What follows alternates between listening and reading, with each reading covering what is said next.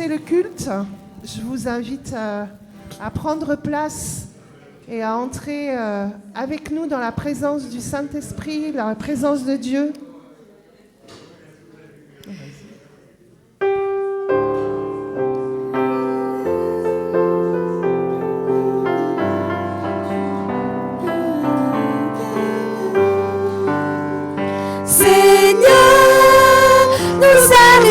Des quatre coins de l'horizon, nous voilà chez toi, Seigneur. Nous arrivons des quatre coins de l'horizon, dans ta maison.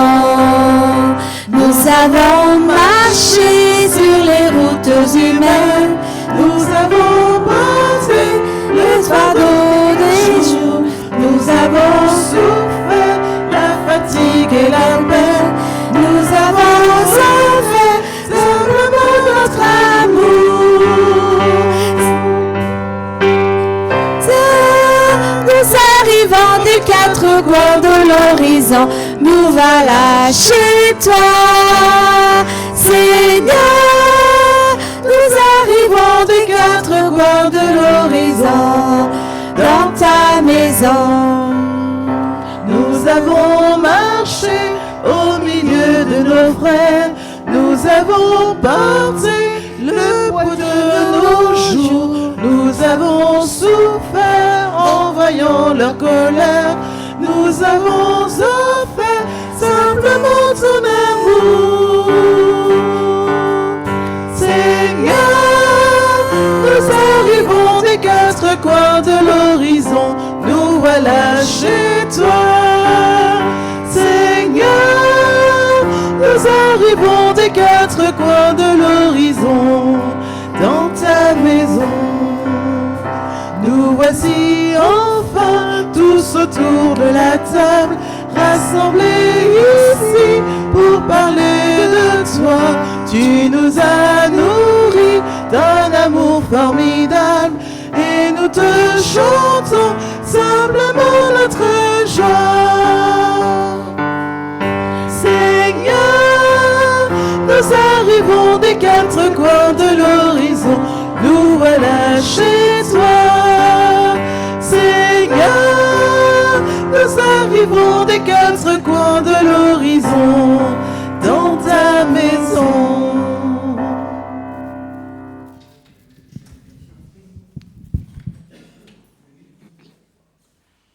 Bonjour à tous, bienvenue à chacun. Bienvenue dans la maison de Dieu à tout le monde.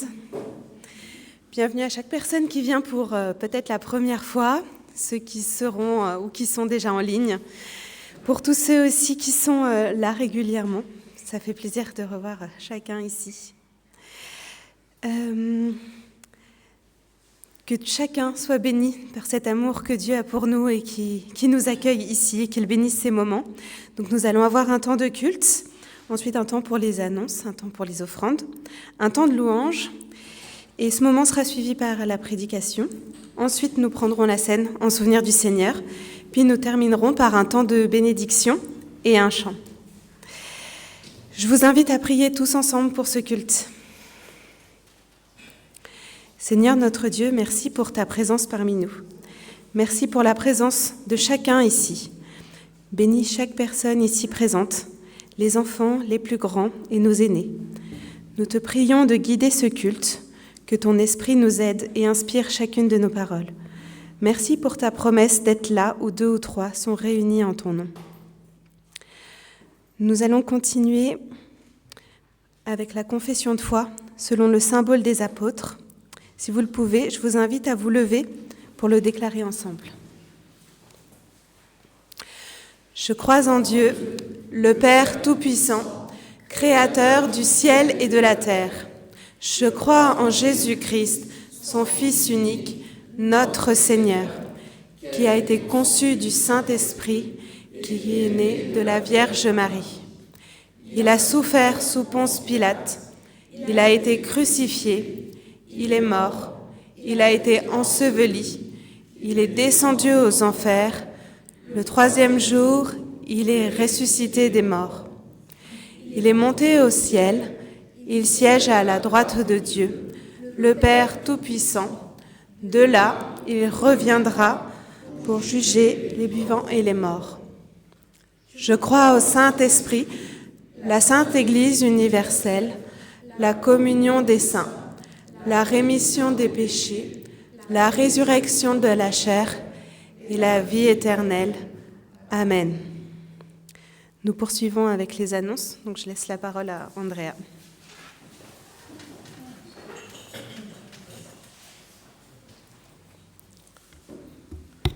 Bonjour à toutes et à tous. Heureux encore de vous voir ce dimanche matin. En fait, vu qu'on est, pour le moment, on n'est pas nombreux, n'hésitez pas à avancer un peu plus pour les premières places. En termes d'annonces, du coup, cette semaine qui va venir, donc on aura, pour ceux et celles aussi qui suivent ou qui reçoivent les informations par mail, par WhatsApp, donc on a notre rendez-vous périodique de mardi à 14h pour le groupe de prière qui est généralement soit au temple, soit à distance. Et c'est pour toute la communauté. Ensuite, courant de la semaine qui va arriver, il y aura la réunion de l'entraide. C'est ce mercredi à 20h30. C'est le conseil de l'entraide donc, qui tient sa réunion. Donc voilà. Pour toute information complémentaire, n'hésitez pas à vous adresser à Samuel pour cela. Et ensuite, le culte du jeudi à 10h, suivi généralement d'un repas partagé. Ensuite, la semaine qui arrive, donc du coup le samedi 11, pour ceux qui ont déjà suivi et qui ont déjà assisté, on a le forum des attestants qui se tiendra, donc l'attestant qui tiendra son forum annuel justement sur le thème de l'Église, un îlot de dialogue dans un monde de conflit. Donc c'est sous inscription. Pour ceux et celles, je ne sais pas si l'inscription est encore ouverte, mais n'hésitez pas à aller sur le site des attestants pour vous inscrire, pour manifester aussi votre présence sur ce forum du samedi 11 octobre. Ensuite, le dimanche 12 octobre, on a notre partage biblique qui se tiendra tous les deuxièmes dimanches du mois et généralement, soit à l'issue du culte, on emmène un petit sandwich, on mange ensemble et après on continue par le partage biblique de 14h, soit vous pouvez aussi partir et revenir pour le partage biblique de 14h à 16h. Et là-dessus, c'est avec Marie-Christine et cette année autour du thème sur l'Apocalypse. Donc c'est un sujet pas facile, mais voilà, c'est l'occasion aussi justement d'échanger dessus. C'est un partage, comme son nom l'indique, c'est un partage biblique du coup. Quelques dates, donc on approche un peu plus vers la fin de première période de scolaire, donc avant les vacances de Toussaint. Il y aura aussi une formation de catéchète le samedi 18 octobre à 9h30 au temple de Cergy. Et donc cette formation est organisée avec l'église d'Aulnay, l'église de Cergy, de Danguin et de Sarcelles qui proposent des formations de catéchètes. Donc du coup, le samedi 18 octobre à 9h30. Ensuite, on a également la préparation des camps de primaire dont l'inscription est déjà ouverte. Donc ce camp se tiendra du 20 au 23 octobre à Bois-Gilbert, pas très loin de Rouen. Donc, n'hésitez pas à vous inscrire également, soit à demander des informations plus précises auprès d'Arnaud également. C'est Bois-Guillaume. OK. Donc, voilà. Pour le reste de l'annonce, je laisse la parole à Sonia qui va nous faire un compte rendu de la réunion du conseil presbytéral qui s'est tenue hier. Merci Sonia. Bonjour à tous. Alors hier, nous avons commencé par une petite méditation que Cathy nous a apportée sur le thème d'élargir l'espace de notre tente dans Ésaïe 54. Donc nous avons lu les premiers versets. Et en fait, on a médité sur cette notion d'élargir l'espace de nos tentes, donc d'être ouvert au changement dans nos mentalités. En fait, déjà, qu'est-ce qu'une tente ? Qu'est-ce que ça veut dire élargir l'espace de nos tentes ? Si on considère qu'on est le temple de Dieu, effectivement, si on était le temple de Dieu, mais qu'on était comme des maisons, je ne sais pas si vous avez déjà essayé de faire des élargissements ou des agrandissements dans vos maisons, mais c'est compliqué, il faut casser un mur, c'est des grosses œuvres, quoi. Alors que si on est une tente, on est malléable. Et donc, si on se laisse élargir par Dieu comme une tente, et bien justement, on peut aller se déployer. Donc se déployer, ça veut dire quoi ? Ça veut dire être aussi plus visible, peut-être visible en tant que chrétien, avoir un rayonnement, ouvrir notre maison, témoigner auprès de nos voisins, être un espace de bénédiction, mais ça peut aussi vouloir dire élargir l'espace qui est à l'intérieur. Et du coup, élargir l'espace de nos âmes au travers des changements, des épreuves que nous traversons. Ça peut venir nous challenger, nous dire est-ce que je suis assez ouvert pour Dieu ? Est-ce que je suis assez ouvert face à mes frères et mes sœurs ? Quels sont les domaines dans lesquels j'ai besoin de guérison ? Si on doit aller allonger nos cordages, qu'est-ce que ça veut dire ? Tisser des cordes d'amour autour de nous, des cordes de tendresse, d'humanité, et puis après, affermir les pieux. Affermir les pieux, c'est ce qui du coup tire les cordes dans le sol, qui fait que notre ancrage à nous, il est en Dieu. Donc comment aller affermir nos pieux, aller avoir une vie de prière qui soit plus intense, être dans l'intimité avec Dieu et être sûr que Dieu habite notre temple. Voilà, donc on a médité, on a passé un temps à travailler sur ça.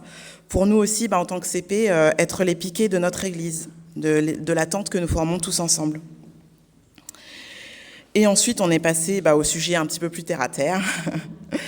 Donc, notamment, on a fait un petit point sur nos finances. On a fait un point sur nos différentes commissions. Donc, la commission maintenance et sécurité va se réunir pour discuter de tous les sujets qu'ils ont à traiter très bientôt.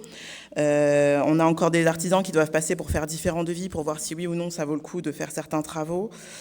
On a le groupe de ménage aussi qui a tenu sa réunion et qui du coup va pouvoir vous proposer bientôt un nouveau planning sur lequel vous pourrez tous ceux qui font partie du groupe et ceux qui n'en font pas partie, ce sera des temps de ménage pour l'église qui seront ouverts. On a fait un petit retour sur le culte de rentrée, les journées du patrimoine. On a eu un temps avec l'accueil des nouveaux, qui était un temps super, mais pour le coup, on n'a pas eu beaucoup de nouveaux qui sont venus. Donc voilà, on s'est posé des questions, on s'est posé peut-être les bonnes questions, savoir comment inviter et qui se sent nouveau dans l'église ou pas. J'ai pas fait attention si tu avais dit Andrea, mais du coup on a parlé d'aussi Holy Winds qui se tiendra du coup le 8 novembre. Et le Camp, on a parlé. On vous prépare aussi un petit livret d'accueil où vous aurez... ça s'adressera aux nouveaux, mais aussi pas forcément aux nouveaux, mais où vous aurez du coup une petite présentation de notre église et puis derrière des petites fiches avec un peu les détails de ce que fait chaque groupe, chaque ministère, pour que vous sachiez si ça peut vous intéresser ou si vous avez envie de vous engager pour servir notre église et notre Dieu surtout. Et voilà globalement les points que nous avons pu aborder pendant cette séance de CP. Je vous en prie.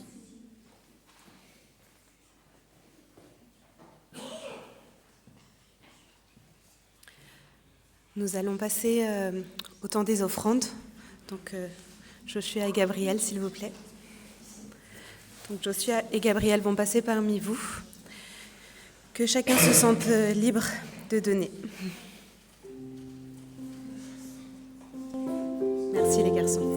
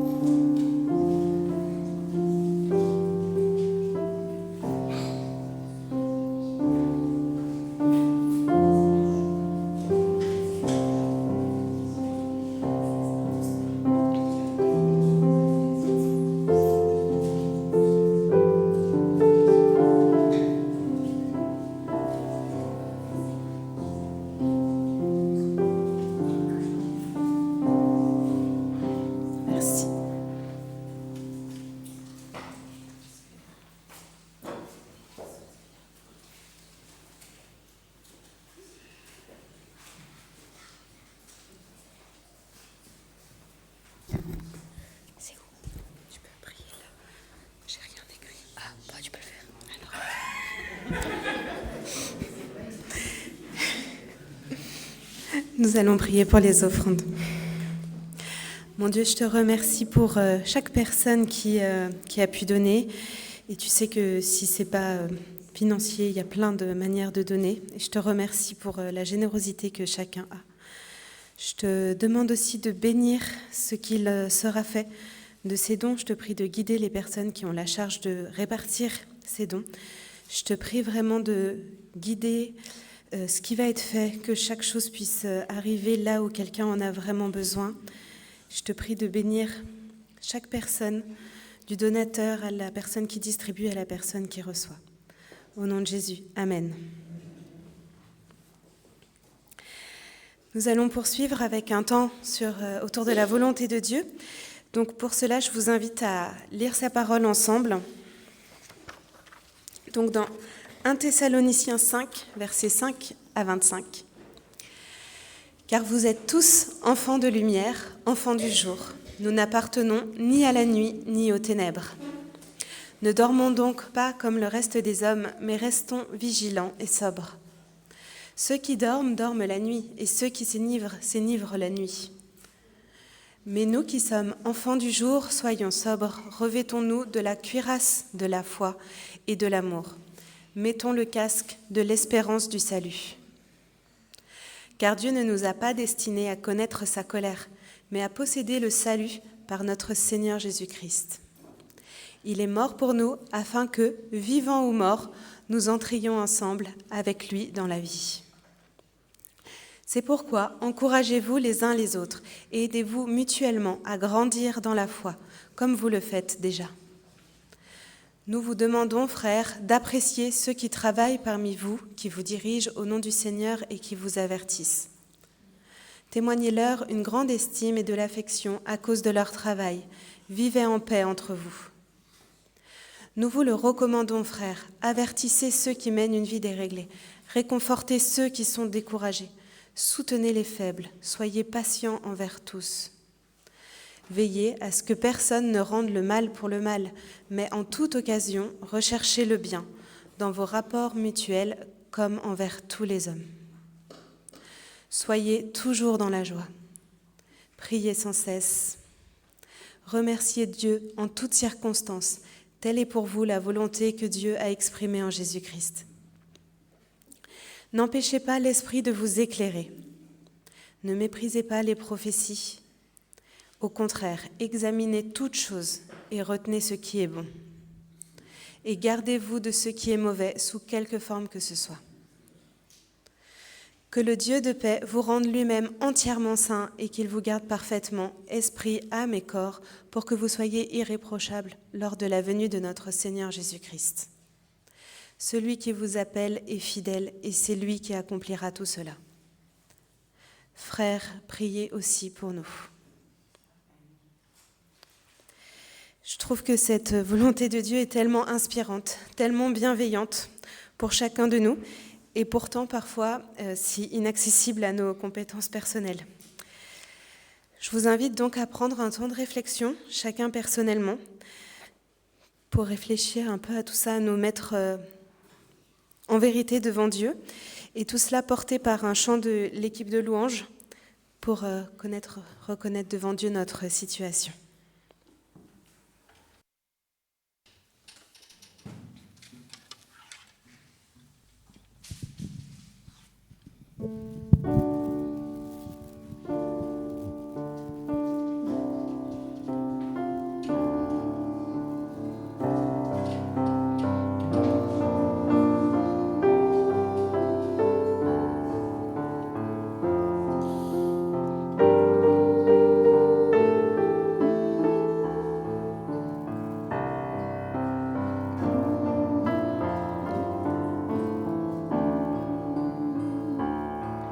Pardon, Seigneur, pardon pour notre orgueil, nos résistances.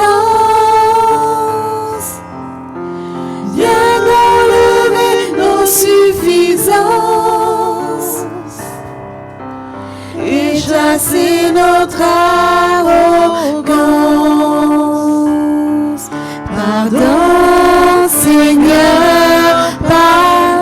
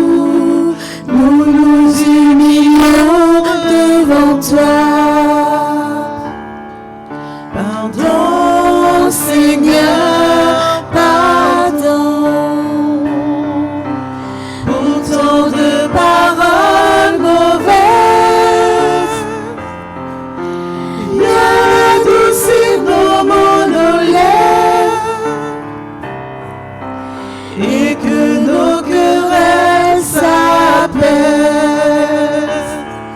Pardon, Seigneur, pardon, de toujours garder rancune, bien changer notre amertume,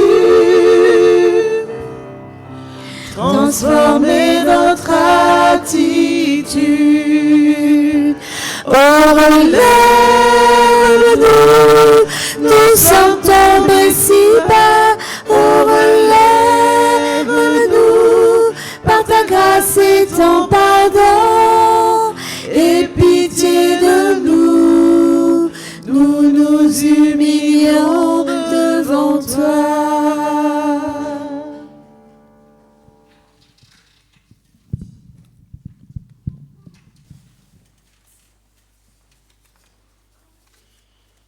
Je vous invite maintenant à vous asseoir et écouter la bonne nouvelle de l'absolution que Dieu nous offre à un prix immense. Nous pouvons lire dans Jean 3, verset 16, « Mais Dieu a tant aimé le monde qu'il a donné son Fils unique, afin que quiconque croit en lui ne périsse pas, mais qu'il ait la vie éternelle. » Nous sommes sauvés et bénis par un don immense que notre Seigneur Jésus a accepté de faire par amour pour nous. Mais ce don est également offert par le cœur plein d'amour de Dieu le Père, qui a accepté de donner son Fils unique pour nous. On peut le lire dans Éphésiens 2, verset 4 également. « Mais Dieu qui est riche en miséricorde, à cause de son grand amour dont il nous a aimés, alors même que nous étions morts dans nos fautes, nous a vivifiés ensemble avec le Christ. Nous sommes sauvés par la grâce. » Dans 1 Jean 4, verset 10 également, « Cet amour consiste non point en ce que nous avons aimé Dieu, mais en ce qu'il nous a aimés et a envoyé son Fils comme victime expiatoire pour nos péchés. » Vraiment, quand j'ai préparé cette liturgie, j'étais vraiment touchée par cette idée que Dieu a vraiment eu un amour incroyable pour nous. Et en tant que maman, j'ose pas imaginer le fait de donner son Fils, et pourtant Dieu, en accord avec son Fils, l'a fait. C'est incroyable, cet amour qu'il a eu pour nous. Et au-delà de tout ça, on peut lire que cet amour est toujours le même à travers Jésus-Christ. Dans Hébreux 13, verset 8, « Jésus-Christ est le même, hier, aujourd'hui, éternellement. » Hier, ça peut être il y a 2000 ans, si on remonte, quand il était sur la croix pour nous et qu'il a choisi d'y rester. Il mourait pour nous. Cet amour est le même aujourd'hui et sera le même éternellement. Nous pouvons donc répondre comme on le voit écrit dans 1 Jean 4, verset 19, « Pour nous, nous l'aimons parce qu'il nous a aimés le premier. » Si vous le pouvez, je vous invite à vous lever pour louer Dieu avec le groupe de louanges.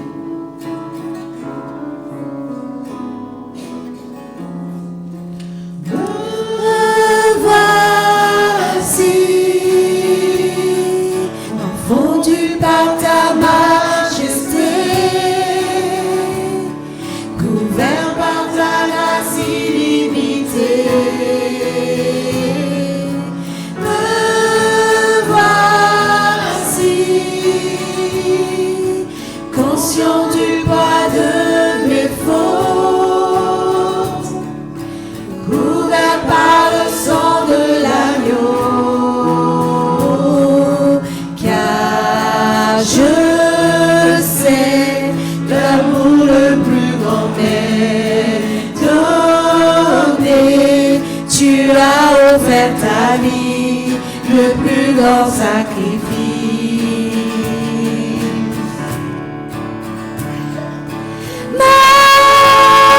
Majesté, majesté, ta grâce m'a trouvé tel que je suis. Je n'ai rien à moi, mais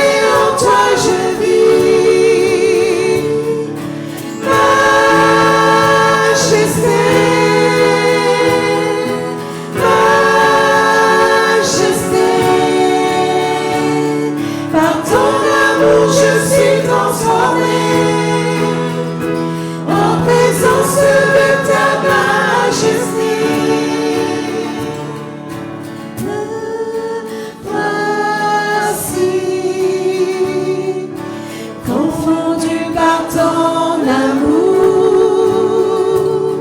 Pardonne et je pardonne en retour.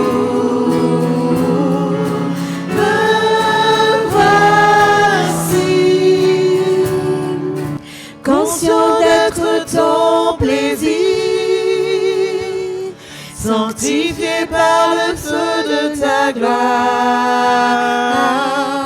Car je sais l'amour le plus grand m'est donné.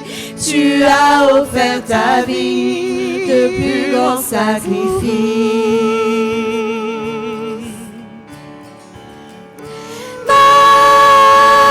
Majesté, majesté, ta grâce m'a trouvé tel que je suis. Je n'ai rien à moi, mais en toi je vis. Majesté,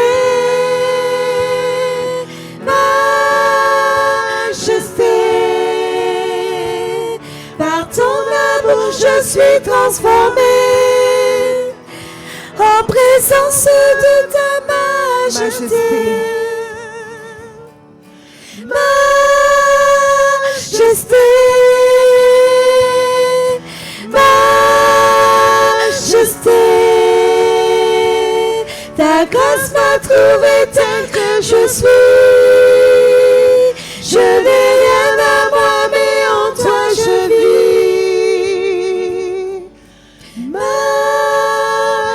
Majesté,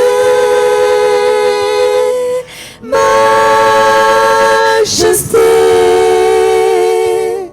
par ton amour je suis transformée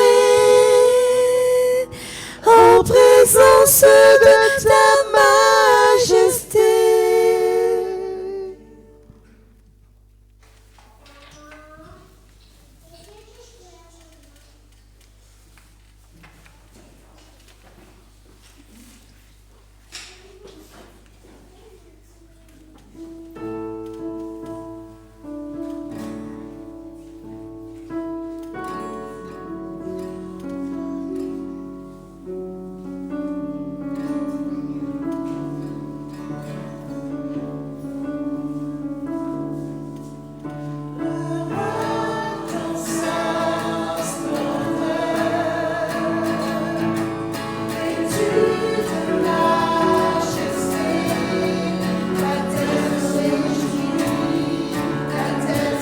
Réjouis, il est paré d'éclat.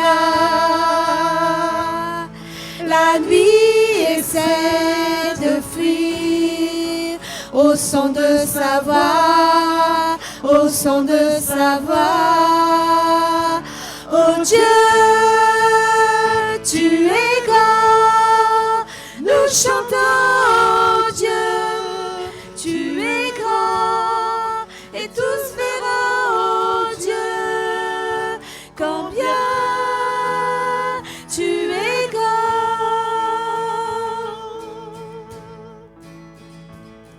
Car d'âge en âge il règne, les temps sont dans sa main, commencement et fin. Commencement et fin, le Père, le Fils, l'Esprit, Trinité divine, le lion et l'agneau, le lion et l'agneau.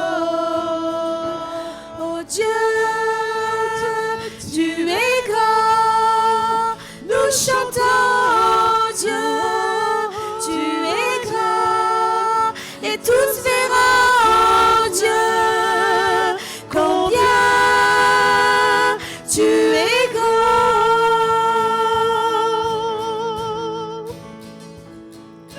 le plus grand des noms, digne de louange. Mon cœur s'écrie, oh Dieu, tu es grand.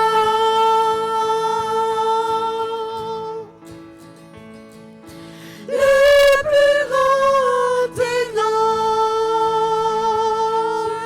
digne de louange. Mon cœur s'écrie, oh Dieu, tu es grand. Oh Dieu, tu es grand. Oh Dieu, tu es grand. Nous chantons, oh Dieu, tu es grand. Et tous verront, oh Dieu, combien tu es grand.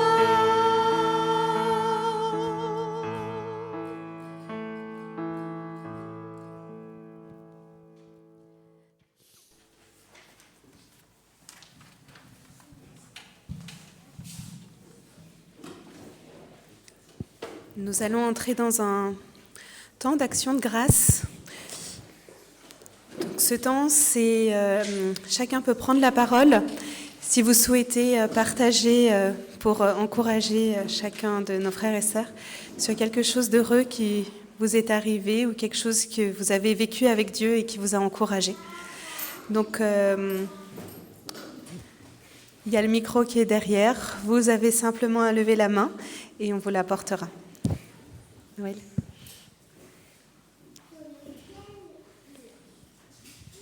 Merci. Eh bien, je reviens de vacances et ça m'a fait un bien fou, donc merci Seigneur. Et ça m'a touché beaucoup.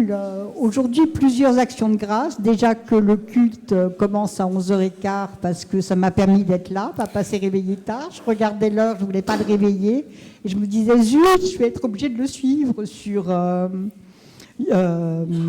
Facebook. Et finalement, non, il s'est réveillé à temps. Donc, merci Seigneur. Et puis, ça m'a touché beaucoup, là, 1 Thessaloniciens, parce que c'est ce que papa me répète plusieurs fois par jour en ce moment. Il me dit, soyez toujours joyeux, priez sans cesse, remerciez en toutes choses. Telle est la volonté de notre Seigneur Dieu, de notre Dieu en notre Seigneur Jésus-Christ. Et je suis époustouflée par comme il est proche de notre Seigneur, alors que son corps le lâche de plus en plus parce que ça ne s'arrange pas avec l'âge. Hein. Il a 95 ans. Hier, je lui disais, j'espère que tu es bien dans ton corps. Et il me dit, moi surtout, c'est dans mon âme qu'il faut que je sois bien. Et il est un exemple pour moi. Et j'aimerais vraiment, en vieillissant, être toujours aussi proche de Dieu qu'il l'est. Parce que je trouve ça merveilleux. Plusieurs fois par jour, je le vois. Je vois quand il prie. Hein, c'est quelque chose que je vois depuis mon enfance. Il a une manière de se mettre en avant sur sa chaise avec les mains jointes ou en avant sur son fauteuil avec les mains jointes. C'est quelque chose... Je me rappelle, ça m'impressionnait quand j'étais petite, quand je regardais dans sa chambre et que je le voyais assis comme ça, recueilli. Et je le vois comme ça. Bon, il a moins de mobilité, donc il ne se cache pas dans sa chambre pour prier, mais plusieurs fois par jour, je le vois comme ça, en train de prier, et ça m'encourage. Voilà, donc merci pour toutes ces grâces. Merci pour ce témoignage.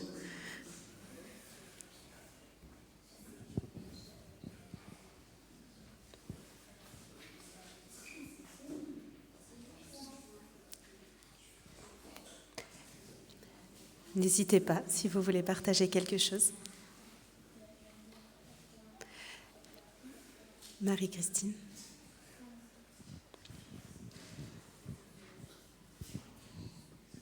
Bien, je veux remercier le Seigneur pour l'accompagnement des frères et sœurs pour les funérailles de ma maman. J'ai vraiment été émue de les voir, de voir tant de frères et sœurs nous accompagner. Tout s'est bien passé, si on peut dire cela. Et je remercie le Seigneur aussi de veiller sur mon papa et de le consoler. Merci Seigneur. Amen.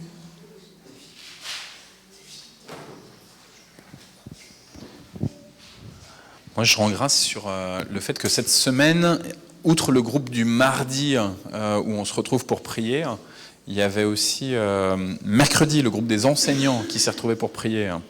Et hier, le groupe des soignants qui s'est retrouvé pour prier. Donc c'était une semaine où les différents groupes, par profil et par créneau, se sont retrouvés. Et je vous avoue que la semaine dernière, le groupe des enseignants devait se retrouver. Et finalement, ça ne s'est pas fait parce qu'il y avait des contraintes de planning des uns et des autres. C'était compliqué. Le groupe des soignants, on avait imaginé aussi plusieurs créneaux. Et ça n'avait pas pu se faire aussi à cause des questions de planning des uns et des autres. Et donc, en fin de semaine dernière, je me disais, est-ce que ça vaut encore la peine de proposer tous ces groupes de prière? Est-ce que ce n'est pas des activités qui elles ont eu de l'intérêt, mais qui aujourd'hui, elles en ont moins? Et finalement, après cette semaine priante, où on a pu porter, que ce soit l'Église, que ce soit les différents lieux d'engagement des enseignants et des soignants, je me dis, ça vaut encore la peine, et on bénit le Seigneur, prier sans cesse, on disait tout à l'heure. C'était vraiment une belle semaine de prière pour ça. Merci.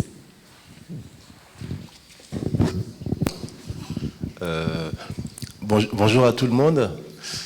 Je pense que c'est la première fois que je prends la parole ici dans cette église, et ça serait tout simplement pour dire merci à la vie, merci à ceux que Dieu a mis devant moi, que ce soit dans ma vie familiale, professionnelle ou partout où je vais, et c'est pour dire merci tout simplement. Voilà.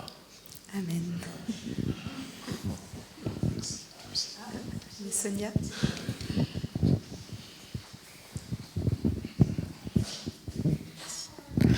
Alors moi, je réfléchissais, j'ai passé une semaine horrible, voire un mois horrible, il y en a certains qui le savent. Je me disais, mais comment je vais rendre grâce, en fait, parce que dans ma vie en ce moment, c'est vraiment compliqué. Puis en fait, je réfléchis, puis je me dis, mais attends, t'as 2 merveilleux enfants, Georgia, qui sont magnifiques, qui font la tête. Et en fait, je suis simplement reconnaissante pour mes enfants, pour mon mari qui m'accompagne, et pour être là aujourd'hui, parce que du coup, ça me fait plaisir. J'ai passé un merveilleux temps dans la louange, et je suis contente de revoir des visages que j'avais pas vus depuis longtemps. Et ça me met beaucoup de joie au cœur, et du coup, là, je me sens toute légère. Donc voilà, merci Seigneur pour ça. Amen. Peut-être un dernier témoignage.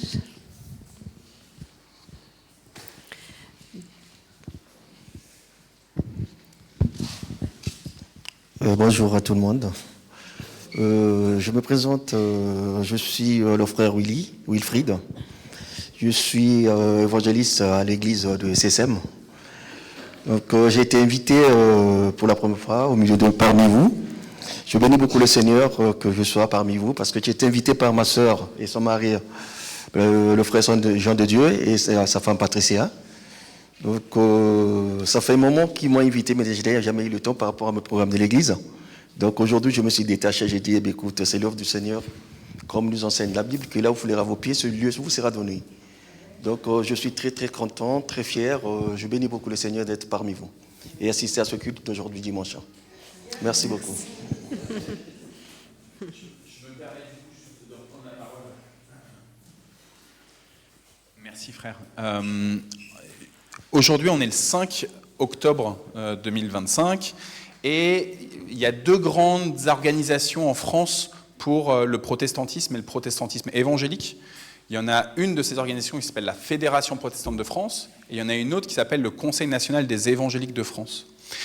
Il y a 1 an de cela, le Conseil national des évangéliques de France, qui a une dizaine d'années, a proposé à ce que le 5 octobre 2025, les églises évangéliques de toute la France organisent des rassemblements pour prier entre communautés avec des dénominations différentes, avec des manières de vivre la foi différentes, mais de vivre ensemble un temps de célébration. Et donc il y a un an, avec le CCM notamment, mais aussi avec les autres communautés évangéliques protestantes du Mantois, on est une douzaine d'églises, plus les œuvres. On avait imaginé de faire aujourd'hui un rassemblement. On n'aurait pas dû avoir de culte, normalement ici dans le temple, ni ce matin à 9h30, ni maintenant à 11h15. On aurait dû se retrouver au Muro. Malheureusement, les situations compliquées dans certaines églises ont empêché à ce que le lieu qu'on devait avoir au Muro puisse être réservé. Et du coup, c'est tombé à l'eau. Ça veut dire que finalement, au lieu d'avoir notre rassemblement commun, chaque église fait de son côté. Alors on a quand même gardé les pasteurs à dire cet après-midi, on va se retrouver en pastoral. Donc on va être l'ensemble des pasteurs, dont Elisabeth Rosier, la pasteur du CCM. On va se retrouver tous ensemble, on va prier ensemble pour l'avènement du royaume de Dieu ici, dans le territoire, écouter les besoins qui sont ceux de nos concitoyens. Mais du coup, frère Wilfried, je te bénis de pouvoir être ici et de nous permettre de vivre un petit peu de ce temps de culte en commun en tant qu'envoyé, en tant qu'évangéliste. Donc, sois vraiment le bienvenu. Merci.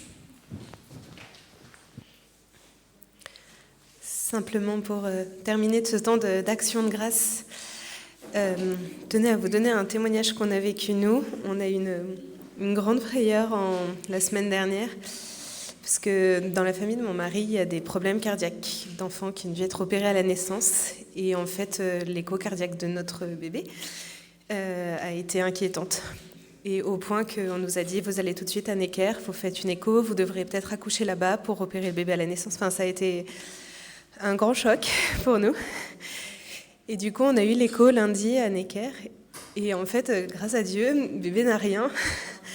Donc, c'était un artefact lié au fait que l'écho cardiaque était fait un peu trop tôt, donc il y a eu une confusion, une mauvaise interprétation. Du coup, voilà, un immense soulagement. Merci. Voilà. Très bien. Maintenant, on va laisser la place à Steve pour la prédication. Merci beaucoup.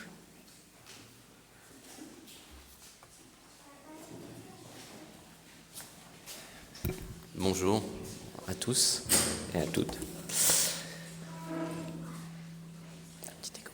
Aujourd'hui, nous entamons un cycle de prédication qui va jusqu'au 23 novembre, donc c'est-à-dire qui s'arrête juste avant l'Avent, sur être chrétien dans le monde.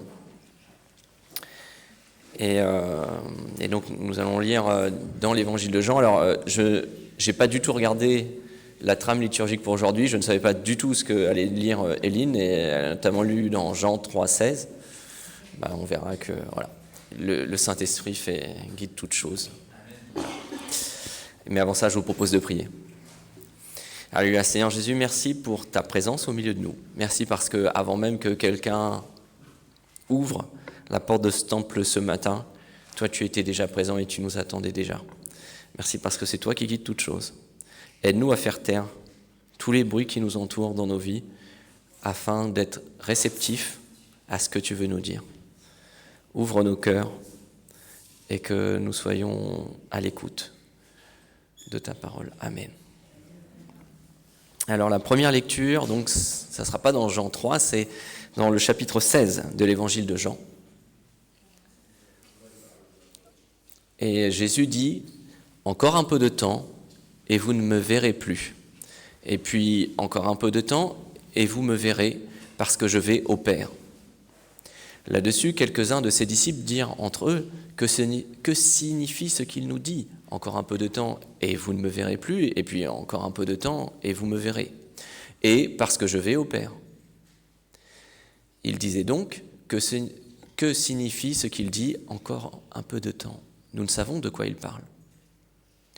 Jésus connut qu'ils voulaient l'interroger, leur dit « Vous vous questionnez les uns les autres sur ce que je vous ai dit, encore un peu de temps et vous ne me verrez plus, et puis encore un peu de temps et vous me verrez. En vérité, je vous le dis, vous pleurerez et vous vous lamenterez, et le monde se réjouira. Vous serez dans la tristesse, mais votre tristesse se changera en joie. La femme, lorsqu'elle enfante, je ne savais pas du tout que Éline, tu vois, c'est le cycle de prédic avait été fait avant qu'il t'arrive cette histoire pas très drôle. Lorsqu'elle enfante, éprouve de la tristesse parce que son heure est venue. Mais lorsqu'elle a donné le jour à l'enfant, elle ne se souvient plus de la souffrance à cause de la joie qu'elle a de ce qu'un homme est né dans le monde. Vous donc aussi, vous êtes maintenant dans la tristesse, mais je vous reverrai et votre cœur se réjouira, et nul ne ravira votre joie. En ce jour-là, vous ne m'interrogerez plus sur rien. En vérité, je vous le dis, ce que vous demanderez au Père, il vous le donnera en mon nom. Jusqu'à présent, vous n'avez rien demandé en mon nom. Demandez et vous recevrez, afin que votre joie soit parfaite. Je vous ai dit ces choses en parabole. L'heure vient où je ne vous verrai plus en parabole, où je ne vous parlerai plus en parabole, mais où je vous parlerai ouvertement du Père. En ce jour-là, vous demanderez en mon nom, et je ne vous dis pas que je prierai le Père pour vous, car le Père lui-même vous aime, parce que vous m'avez aimé, et que vous avez cru que je suis sorti de Dieu. Je suis sorti du Père, et je suis venu dans le monde. Maintenant je quitte le monde, et je vais au Père. Ses disciples lui dirent, « Voici maintenant tu parles ouvertement, et tu n'emploies plus aucune parabole. Maintenant nous savons que tu sais toutes choses, et que tu n'as besoin que personne t'interroge. C'est pourquoi nous croyons que tu es sorti de Dieu. » Jésus leur répondit, « Vous croyez maintenant. Voici l'heure vient, et elle est déjà venue, où vous serez dispersés chacun de son côté, et où vous me laisserez seul. Mais je ne suis pas seul, car le Père est avec moi. Je vous ai dit ces choses afin que vous ayez la paix en moi. Vous aurez des tribulations dans le monde, mais prenez courage, j'ai vaincu le monde. » Amen. Ce passage, en fait, il est dans la nuit du vendredi saint, du jeudi saint au vendredi saint, excusez-moi. Jésus, au chapitre 13, a pris la dernière Pâque avec ses disciples. Il a annoncé à Judas qu'il allait le trahir, à Pierre qu'il allait le renier. Ils sont toujours dans le même lieu. Ils ne sont pas encore partis dans le jardin de Gethsémanée, ça c'est au chapitre 18. Et donc dans cette nuit de Pâques, il ne faut pas dormir. Car qui sait si ce n'est pas cette année-là que le Messie allait se manifester. Et donc dans cette nuit-là, on chante les psaumes. Et Jésus, là, ici, va donner l'essentiel de son enseignement. Il résume les points essentiels et les disciples remarquent que là, il est cash, on dirait aujourd'hui. Et il annonce des choses, je vais partir.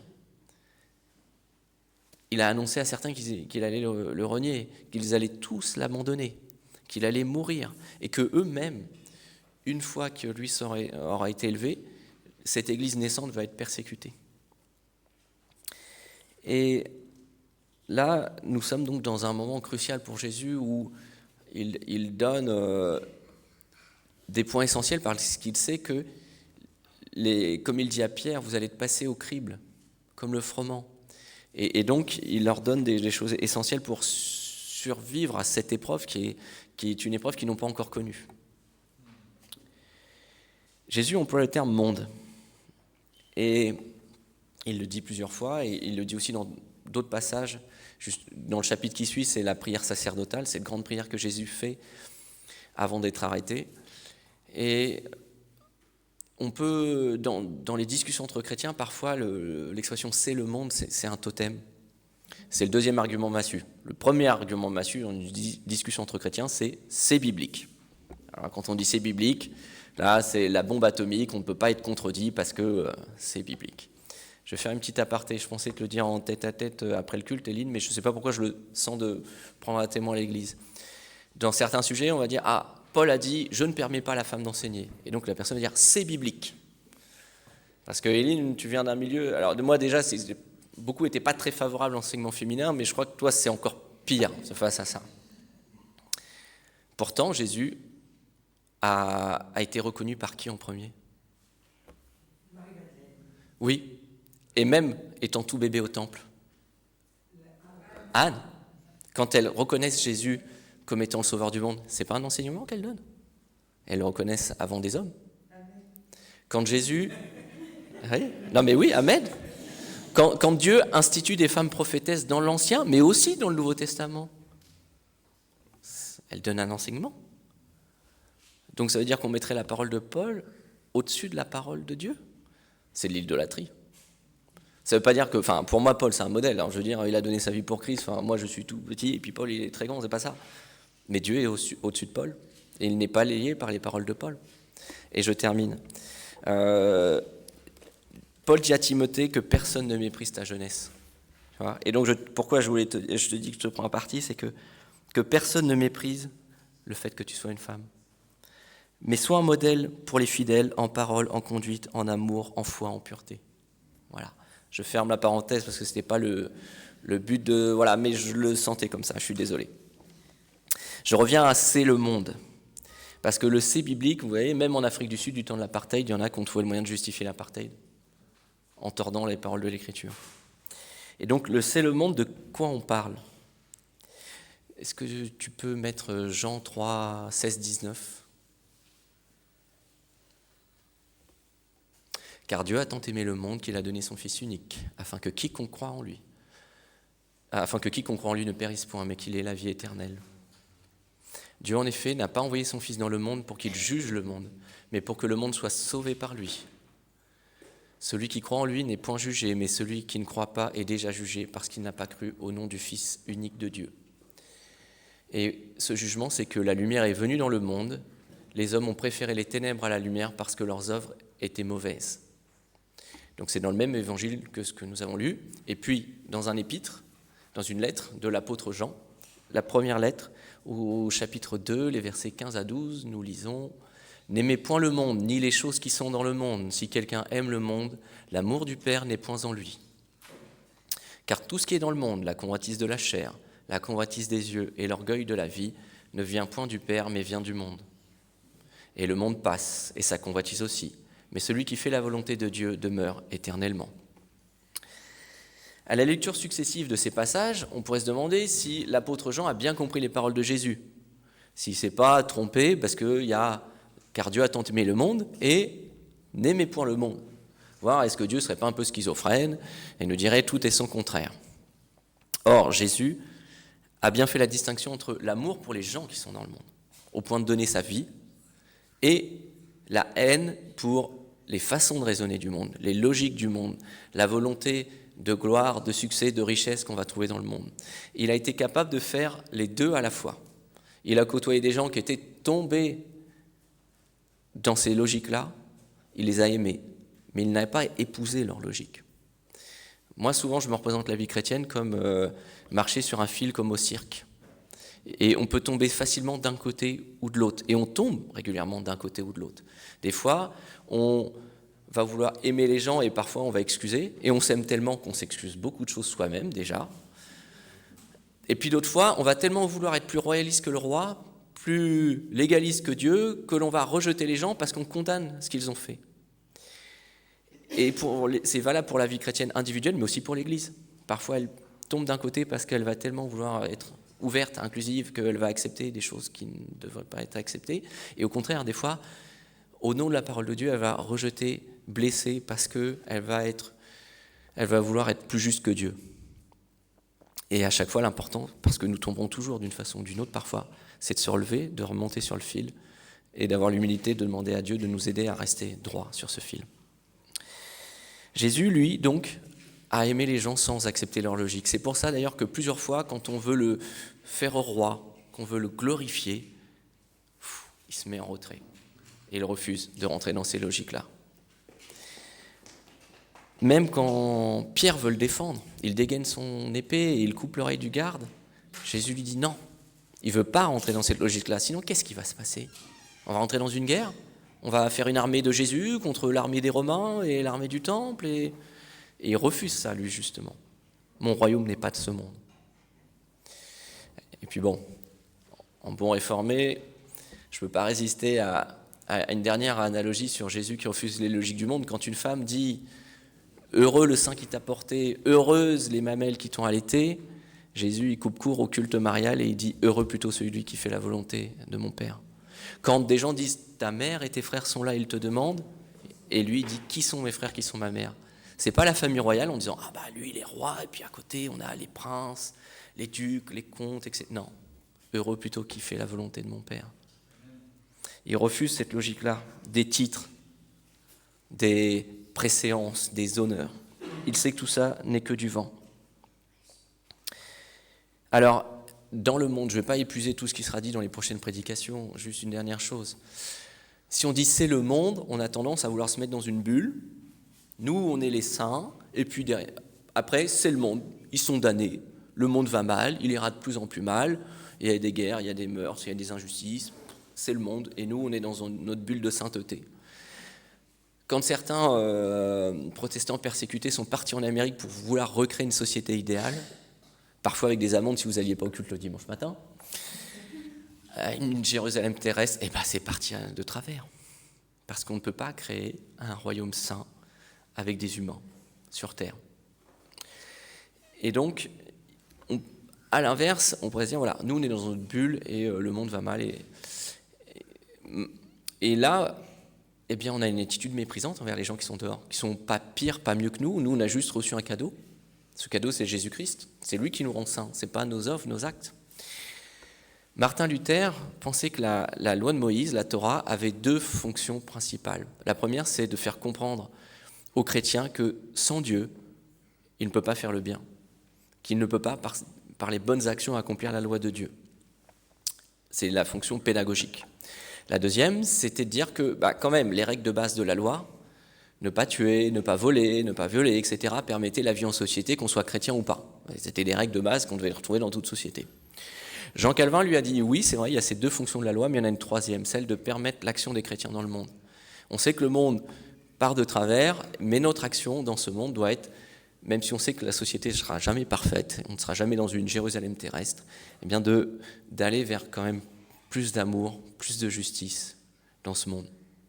Et malgré qu'il soit imparfait comme tout humain, c'est ce qui a guidé un Martin Luther King, une Mère Teresa, un Billy Graham, et ceux qui ont lutté pour l'abolition de l'esclavage ou des choses comme ça.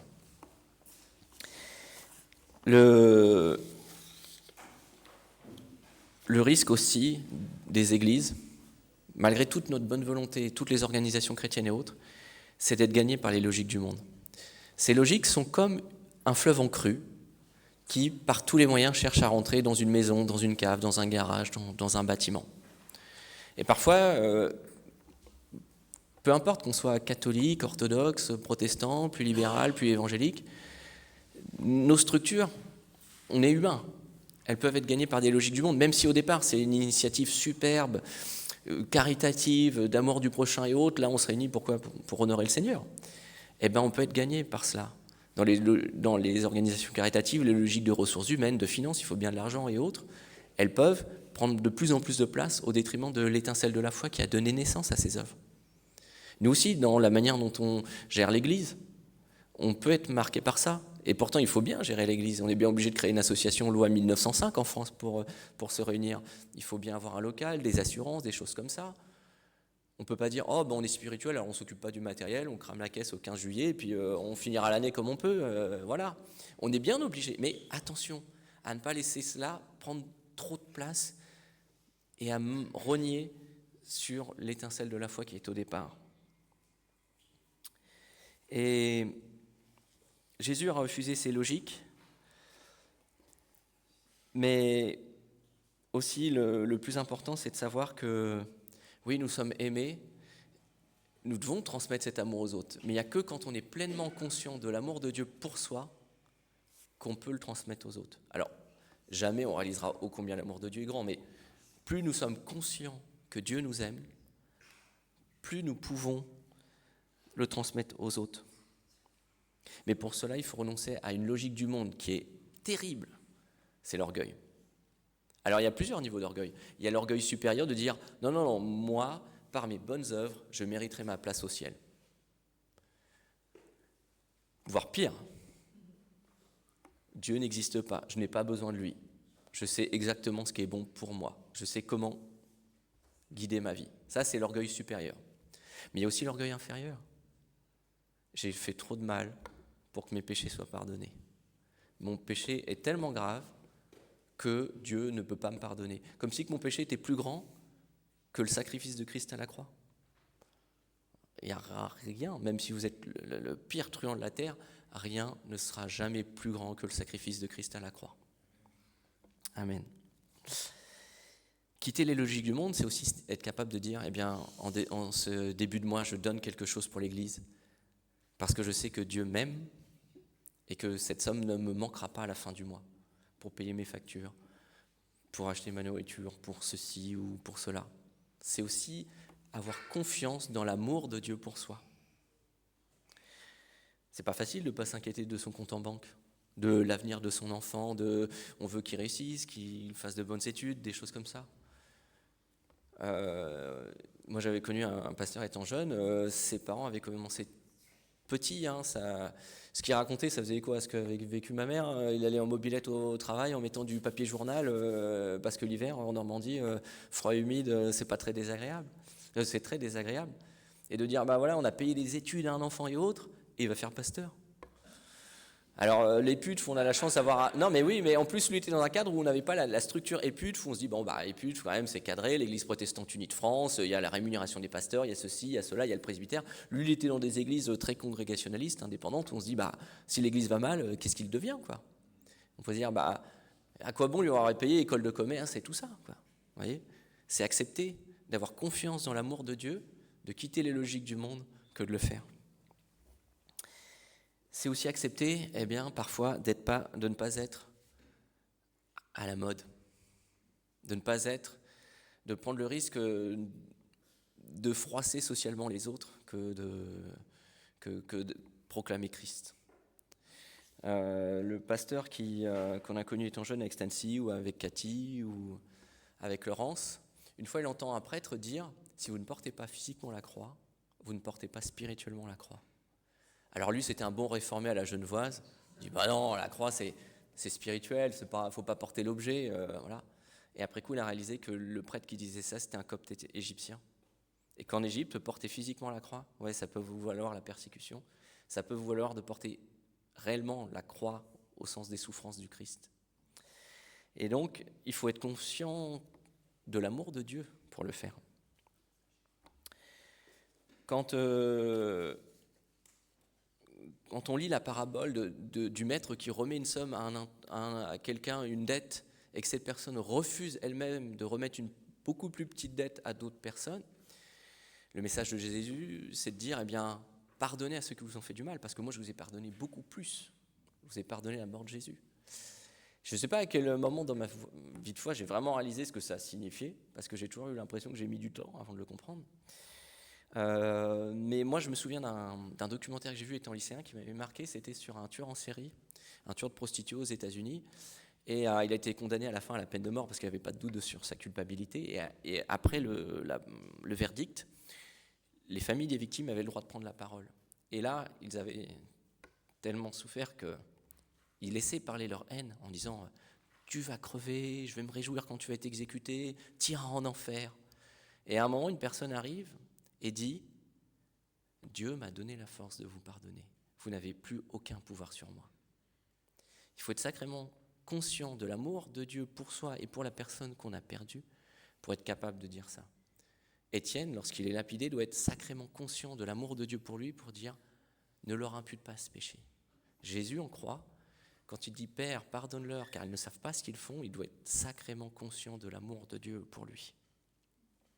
Quand Corrie ten Boom, qui était une néerlandaise qui a été envoyée en camp de concentration, après la guerre, a rencontré son geôlier, et le geôlier lui a tendu la main alors qu'il l'a maltraitée en tant que gardien dans un camp de concentration, elle devait être sacrément de l'amour de Dieu, sacrément consciente de l'amour de Dieu pour elle, pour accepter de lui pardonner. Quand Paul écrit à Timothée dans sa 2e épître, il sent sa mort venir, et pourtant il ne renonce pas, il ne renie pas, il doit être sacrément conscient de l'amour de Dieu pour lui. Et pourtant, être conscient de l'amour de Dieu pour soi, c'est aussi, comme dans le cas de Paul, c'est être conscient que peut-être on souffrira pour cet amour de Dieu. Pendant la Seconde Guerre mondiale, Rouen était une ville qui était très bombardée, et dans les mémoires du pasteur réformé de Rouen. Et il dit ceci. Alors lui, il avait des très bonnes relations avec les autres dénominations protestantes. Et d'ailleurs, le jour où Rouen est envahi, il se retrouve à faire un culte essentiellement avec des pentecôtistes, parce que c'était un dimanche quand les troupes allemandes entrent dans la ville. Et une fidèle pentecôtiste lui dit ceci, que d'après ses statistiques, les maisons catholiques étaient plus touchées que les maisons réformées par les bombardements, et les maisons réformées plus touchées que les maisons pentecôtistes. Sauf que le jour où une bombe a touché la maison de cette dame, elle s'est brouillée avec son Dieu, avec son pasteur, comme dit le pasteur de l'époque.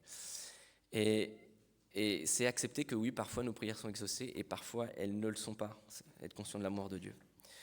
Alors des fois, on le comprend facilement parce qu'on se dit, bon, si je demande à Dieu d'avoir du succès, une grande maison et une belle voiture, bon, ça peut paraître égoïste. Mais quand on prie pour un enfant qui est malade, quand on prie pour des scènes de guerre que l'on voit avec des civils dont les morts, on a l'impression que ça ne va jamais s'arrêter. Lorsque l'on prie pour la République démocratique du Congo, on en parle peu à côté de d'autres guerres, mais les statistiques du nombre de femmes victimes de viol là-bas, c'est hallucinant. Et quand on prie pour ça, on se dit, on prie pas pour notre plaisir, on prie pour des gens pour qui, on les connaît pas. C'est désintéressé. On peut se dire, mais Seigneur, pourquoi t'exauces pas ? Des fois, en fait, on voudrait que Dieu nous manipule. Il manipule les humains comme une marionnette, parce qu'on trouve, et c'est normal qu'on trouve cette situation injuste. Mais les gens qui font ça ne sont pas les marionnettes de Dieu. La seule chose qu'on peut demander, c'est Dieu touche leur cœur, agit dans leur cœur. Mais la personne, elle restera libre de continuer de se comporter en criminel ou au contraire de changer. Et on doit prier pour qu'elle change, tout en sachant qu'elle peut dire non à Dieu. Nous, dans les logiques du monde, on se dit « Mais Seigneur, fais des miracles, comme ça les gens vont croire !» Alors que la Bible, Premier Testament et Nouveau Testament, sont remplis de passages où les gens ont vu des miracles et pourtant ils désobéissent à Dieu. Qui sont ceux qui ont refusé de conquérir la terre promise, si ce n'est ceux qui ont vu la mer s'ouvrir en deux et passer à sec ? Qui sont ceux qui ont décidé de faire mourir Jésus, si ce n'est ceux qui venaient de voir Jésus faire son plus grand miracle, la résurrection de Lazare, qui était non seulement mort, mais qui commençait déjà à se décomposer. Ils ont vu en dehors de la croix, c'est sans doute le plus grand miracle de Jésus. Et pourtant, ils ont décidé à ce moment-là, pile poil à ce moment-là, de le mettre à mort. Donc oui, voir des miracles, moi je crois que c'est pas parce qu'on n'est pas toujours exaucé qu'il faut renoncer à ce qu'il y ait des miracles. Mais c'est pas forcément parce qu'il y aura un miracle que les personnes croiront. Des fois dans la Bible, il y a des passages où quelqu'un demande l'intervention divine dans l'Ancien Testament, il dit « ça servira de témoignage ». Dieu dit « je vais le faire et ça servira de témoignage entre toi et moi ». Je le fais et peut-être la personne croira, peut-être qu'elle ne croira pas. Ça appartient à Dieu, ça ne nous appartient pas.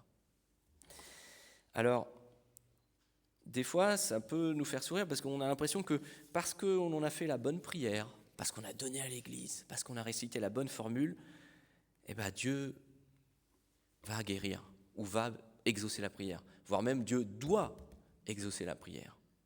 Au moment où il y a eu la crise en Côte d'Ivoire, de l'élection Laurent Gbagbo contre Alassane Ouattara, un pasteur qui disait quelqu'un qui a dit on va faire 3 jours de jeûne et de prière, comme ça va être réglé. Dieu n'est pas notre distributeur. On n'a pas fait j'ai mis 2 €, j'ai tapé sur B27, j'ai le droit à mon Kinder Bueno parce que j'ai mis mes 2 €, j'ai appuyé sur B27. Non, Dieu n'est pas comme ça, c'est pas un distributeur de bénédictions. Quand vous allez dans des régions comme l'Extrême-Orient russe, la Mongolie et autres, vous avez des chamans, et si vous n'êtes pas content du résultat du chaman, le client il va voir un autre chaman, parce que le SAV n'était pas bon. Bon, Dieu n'est pas comme ça. Et pour terminer, si je suis... Alors, on pourrait trouver ça moi ça me fait sourire, mais d'un autre côté, ces logiques-là, on peut les avoir dans les églises. Si je donne à l'église, si je donne notamment aux prédicateurs de la théologie de la prospérité, alors je vais être béni, soit financièrement, soit spirituellement. Mais la théologie de la prospérité n'enrichisse que ceux qui la prêchent, jamais leurs fidèles et jamais l'église. Il y avait un documentaire sur une série de documentaires sur Arte. Alors des fois Arte avec les églises chrétiennes, ils sont assez tendancieux. Moi je suis pas toujours content du traitement, mais là il faisait sur un prédicateur qui est multimillionnaire. Alors on ne sait pas, entre 15 et 100 millions de dollars de fortune personnelle, une maison qui ressemble à un lotissement, enfin voilà. Mais ils allaient voir une association chrétienne qui dénonce ces choses-là. Et le reporter danois va voir la personne qui dit voilà pourquoi ils ne sont pas contents. Et elle dit mais vous aussi vous êtes chrétien évangélique, pourquoi ça vous dérange ? Et il dit, cette personne-là, quand elle ira au ciel, Jésus lui dira, tu as fait du fric sur mon nom. Tu as fait du fric. Et finalement, le problème de la théologie de la prospérité, c'est qu'elle veut faire rentrer dans l'Église les logiques du monde. Je veux du succès, je veux de la réussite, je veux être aimé, je veux des followers. Alors que si je suis convaincu de l'amour de Dieu pour moi, je suis convaincu qu'il a été jusqu'à donner son Fils unique pour moi. Il l'a donné pour toute l'humanité, mais même s'il n'y avait que moi, il l'aurait donné. Je peux être comme les disciples dans cette pièce où Jésus leur dit qu'il va partir et qu'ils vont souffrir. Et je peux avoir la confiance que Jésus donne à ses disciples à ce moment-là. Alors là, j'ai parlé parfois de moments tristes, mais être conscient de l'amour de Dieu pour soi, c'est comme ce que disait Marie-Christine, être conscient de l'amour que Dieu manifeste à travers les sœurs et les frères en Christ, dans des moments joyeux, dans des moments moins joyeux. Et ça aussi, c'est une joie. Jésus a été abandonné de tous, mais nous pouvons compter sur l'amour des frères et des sœurs en Christ. Et j'aimais beaucoup, moi j'ai peu participé aux réunions du groupe de prière, mais quand Patrick, par exemple, l'oncle d'Arnaud qui est décédé cette année, lui il était très, très fidèle et il se souvenait des sujets de prière, même des sujets pour des gens qu'il ne connaissait absolument pas qu'on lui confiait. Et ça c'était Dieu, oui, tu dis la liste, voilà. Et la liste avait beau être longue, lui il y pensait. Et Dieu, on a la chance qu'il manifeste sa présence par le Saint-Esprit, mais aussi par l'amour qu'il donne aux frères et sœurs pour nous. Alors pour terminer, je voulais vous donner un exemple plus joyeux, parce que voilà, j'ai parfois utilisé des exemples un peu tristounés. C'est justement Jésus annonce dans le passage qu'on a lu son départ, mais merci, l'apôtre Jean annonce aussi son retour, et il est dit au début de Apocalypse 21, « Puis je vis un nouveau ciel et une nouvelle terre, car le premier ciel et la première terre avaient disparu et la mer n'était plus. Et je vis descendre du ciel, d'auprès de Dieu, la ville sainte, la nouvelle Jérusalem, préparée comme une épouse qui s'est parée pour son époux. J'entendis du trône une forte voix qui disait « Voici le tabernacle de Dieu avec les hommes. Il habitera avec eux, et ils seront son peuple, et Dieu lui-même sera avec eux. Il essuiera toute larme de leurs yeux, et la mort ne sera plus.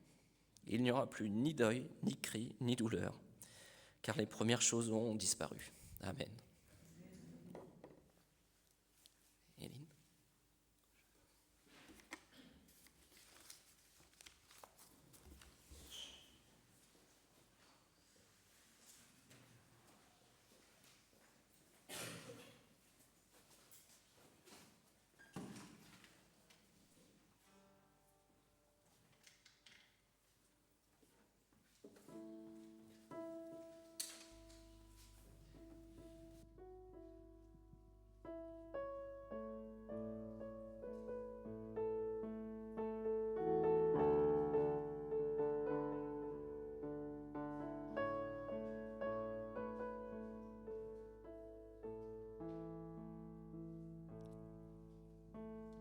Offrons, Seigneur, reconnaissance, son amour dure jamais, car il est bon, il est au-dessus de tout, son amour dure jamais. Chantons, louons, chantons plus des mains tendues, son amour dure à jamais, car il donne une vie nouvelle, son amour dure à jamais. Chantons, louons, chantons, louons. À jamais Dieu est fidèle, à jamais Dieu est grand, à jamais Dieu est avec nous, à jamais, à jamais, à jamais Dieu est fidèle, à jamais Dieu est grand, à jamais Dieu est est avec nous à jamais, à jamais.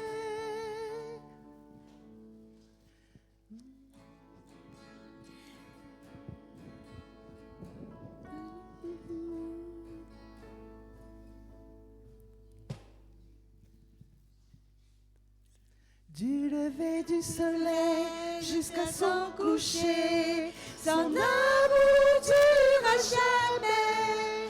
Par la grâce de Dieu, nous persévérons. Son amour durera jamais.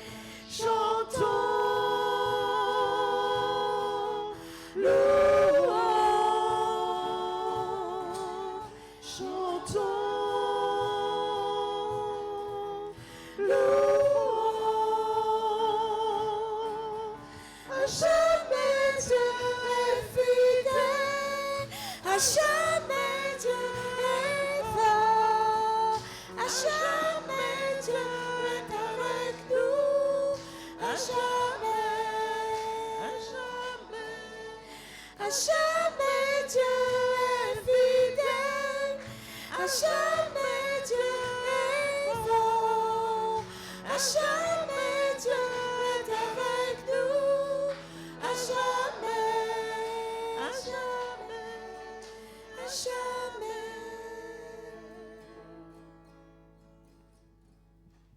Il est juste et bon de te rendre grâce, Dieu de l'Alliance. Tu ne cesses d'appeler l'humanité à une vie nouvelle et sans te lasser, tu offres ton pardon et tu invites chacun à s'en remettre à ta bonté. Bien loin de te résigner à nos ruptures, tu renoues l'humain et le divin. Et alors tu nous donnes de vivre un temps de réconciliation et de grâce. Émerveillés, reconnaissants, nous nous joignons aux innombrables voix du ciel et nous affirmons ta sainteté. Tu es saint, Père céleste, que toute la création exalte ton nom. Tu es saint, Fils, que tout genou fléchisse devant toi et proclame ta majesté. Tu es saint, ô Saint-Esprit, et que tous les baptisés manifestent dans ce monde ta consolation. C'est toi, Esprit Saint, que nous invoquons sur ces espèces, sur ce pain, sur ce vin, sur ce jus de raisin et sur notre assemblée tout entière. Tous rassemblés, nous te bénissons en cette semaine du Yom Kippour, en cette semaine du grand pardon, de ce qu'en Jésus-Christ, tout a été entièrement et manifestement accompli. C'est pourquoi nous vivons et nous apprécions les effets de ce repas de Pâques, où face à ses disciples, Jésus a pris du pain, où il a rendu grâce, il a rompu ce pain, et il l'a donné à chacun de ses disciples en disant « Prenez, mangez, ceci est mon corps, il est donné pour vous. Faites ceci chaque fois que vous en mangerez, en mémoire de moi. » À la fin du repas, il a pris une coupe, il l'a élevée, il a rendu grâce à son Père et notre Père. Et il l'a également donné à chacun et à chacune de ses disciples. Il a dit, prenez, buvez-en tous, car ceci est mon sang. Il est le sang de l'alliance nouvelle, de l'alliance éternelle. Il est répandu pour vous, mais aussi pour la multitude, pour le pardon de tous les péchés. Faites ceci chaque fois que vous en boirez, en mémoire de moi. Que toute créature fasse silence, maintenant, pour que nous puissions adorer le divin Seigneur.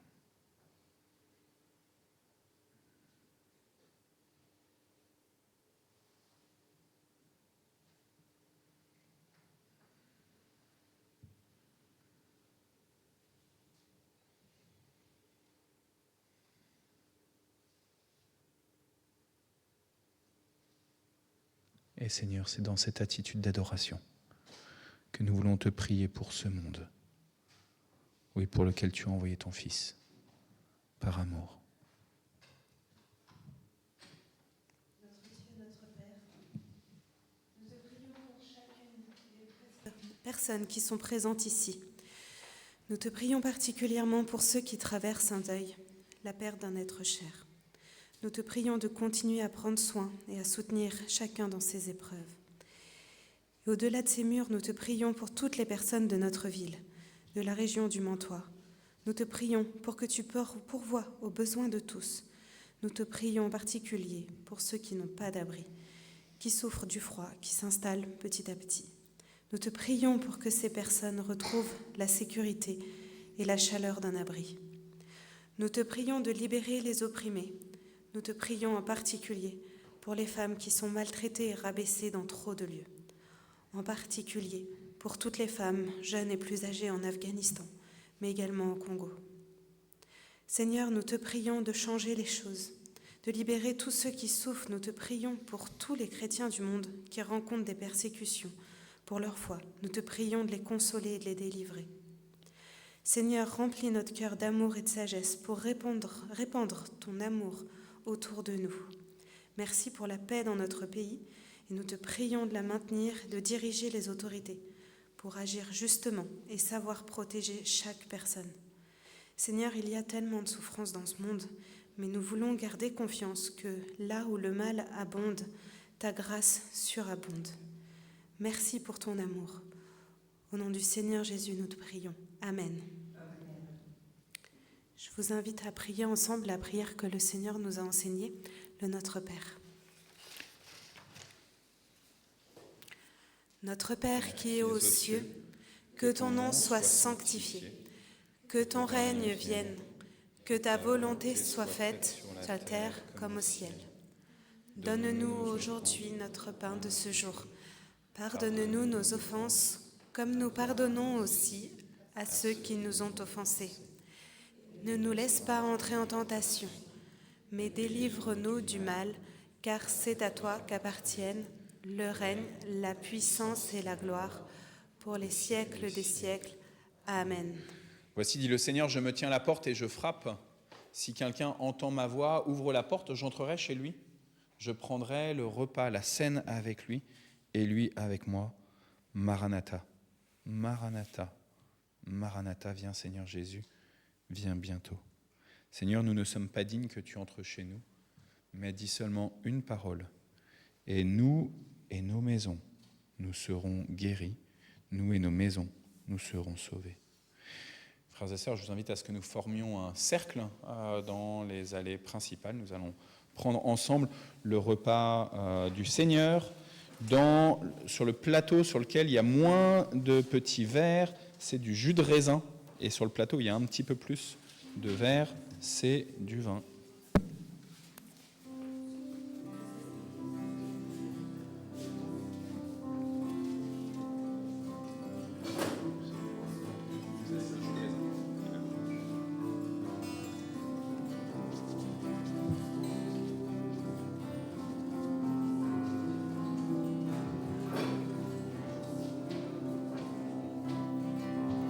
Le Seigneur nous a aimés comme on n'a jamais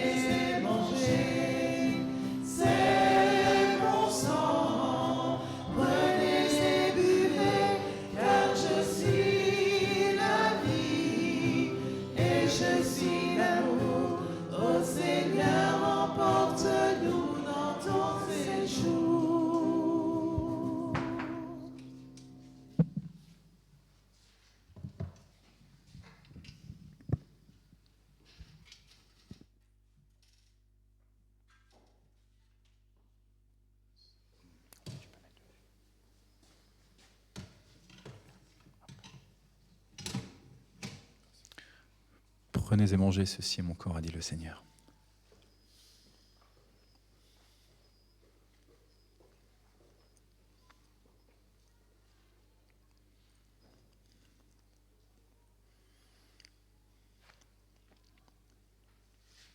Il a répandu son sang pour que nous ayons le salut. Prenez et buvez.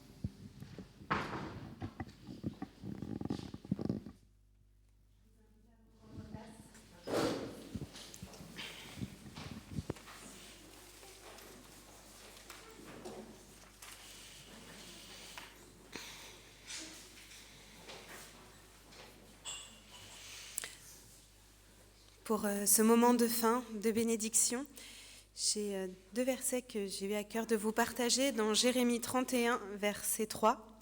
Le Seigneur qui dit « Je t'aime d'un amour éternel, c'est pourquoi je te conserve ma bonté ».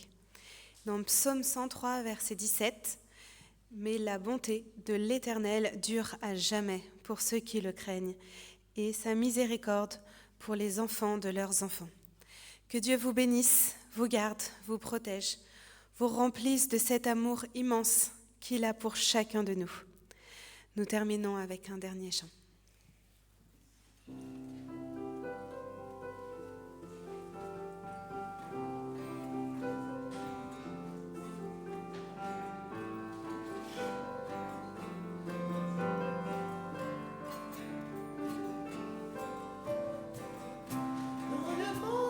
Tu es souverain.